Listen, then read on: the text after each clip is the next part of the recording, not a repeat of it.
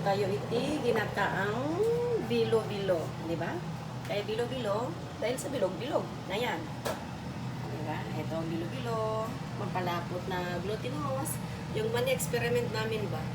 Pagkasakali, wala kaming fresh eh. Oh. At saka yung sago, ang ganda. First time ko nagluto noon, nagwan siya. Naging jelly. Salamat kay Ma'am Dang. Tsaka saging na saba, langka, gata, kamote, and kamuting kahoy, and gabi, o, di ba? Antayin nyo ang final na ginataang bilo-bilo para sa mga naglalaway dyan.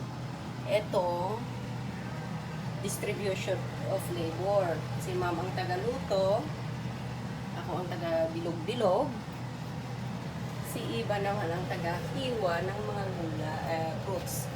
Diba?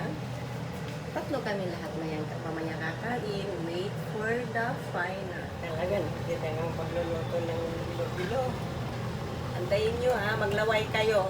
Ang style nyo lang, ang last touch.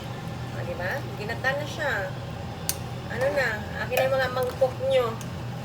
Maglaway lang kalagay. Maglaway kayo sa mangkok nyo. Diba, ang sarap. Merienda namin yan. Dito sa Dubai, UAE.